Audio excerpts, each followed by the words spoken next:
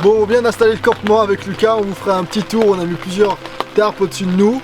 On va couper du bois pour démarrer le feu et commencer à se faire à manger. Là il fait nuit noire, donc alors, on n'est pas venu en avance. J'ai la scie et la hache et on va essayer de couper le bois dans son cœur pour trouver du bois sec bien entendu pour démarrer le feu.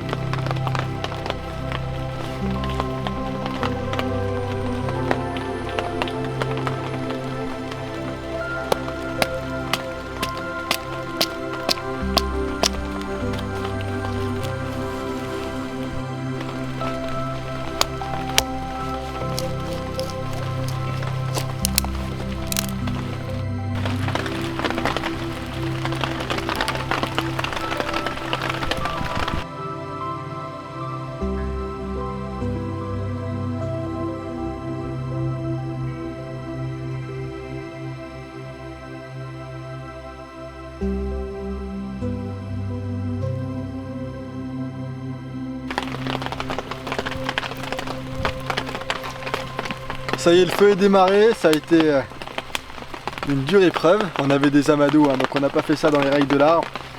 On s'est facilité la tâche. Le feu, c'est simplement pour nous réchauffer puisqu'on a le petit réchaud. Ce soir, on va se faire de la nourriture lyophilisée Pour une fois, on a travaillé toute la journée avec Lucas, on n'a pas eu le temps d'aller faire les courses, donc on a pris 2 paquets lyophilisés de l'armoire, mais ça va très bien faire l'affaire.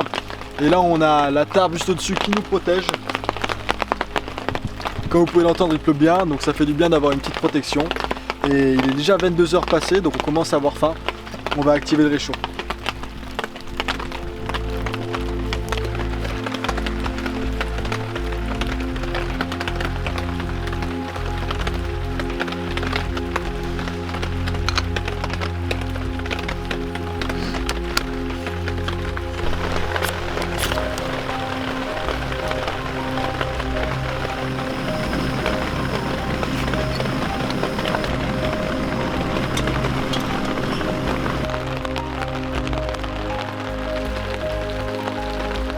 Ça y est, les 2 hamacs et les 2 tarpes sont installés. On est prêt pour la nuit, on va pas tarder à aller se coucher, il est quasiment minuit. Là vous entendez le bruit de la pluie. Je pense qu'on va bien dormir, il va faire un petit peu frisqué. Donc on va un petit peu se chauffer parce que même moi là j'ai un petit peu froid. Je vais faire quelques exercices pour élever un petit peu la température avant de me changer et d'aller dans le hamac. Et puis écoutez, on vous dira demain en fonction de la nuit qu'on aura passée ou pas.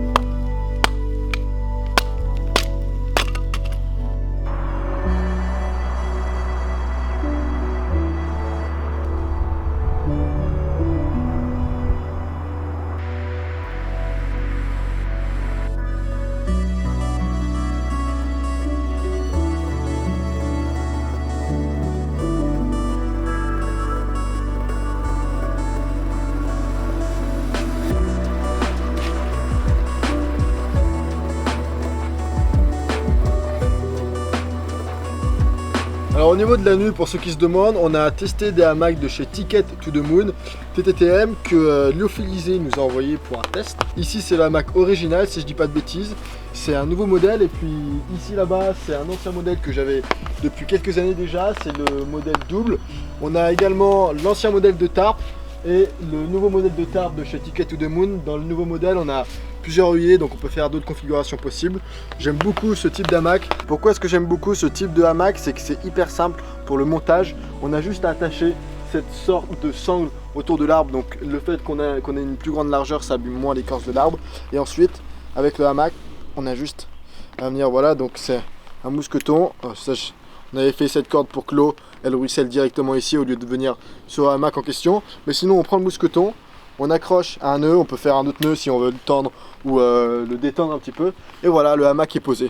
C'est pour ça que c'est hyper simple. Après, petit bémol, si vous êtes dans le sud de la France ou si vous n'êtes pas en montagne comme je suis, il vaudra peut-être mieux acheter un hamac avec une moustiquaire, puisque le risque d'insectes après la nuit peut être un petit peu embêtant. Mais là, nous, on est en altitude, il n'y a pas beaucoup d'insectes, en plus il fait frais. Donc en tout cas, voilà, un hamac comme ça. Faut pas qu'il fasse trop froid la nuit, sinon à cause de la convection vous allez vite avoir froid au niveau du dos, mais autrement on dort très très bien. Moi je suis un fan de hamac, il faudrait que je fasse une vidéo d'ailleurs pour vous montrer comment bien monter un hamac, dans quelle position exactement tendre. Ça pourrait intéresser peut-être certains d'entre vous. Là avec les nouveaux modèles on a un système de serrage qui est un petit peu plus perfectionné.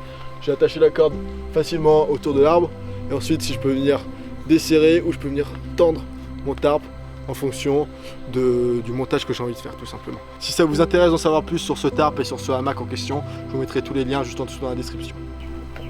On a aussi en test pour ce bivouac le nouveau réchaud de chez Jetboil. C'est le Jetboil Stash avec une casserole qui fait 0,8 litres. Et l'idéal c'est qu'on a en fait, et l'avantage c'est qu'on a en fait tout le kit à l'intérieur du réchaud, hein, comme les autres réchauds de type Jetboil. La différence c'est que celui-ci fait que 200 grammes. Il a également été un petit peu optimisé au niveau espace. Donc on est vraiment sur un réchaud qui est optimisé en termes de volume et en termes de poids.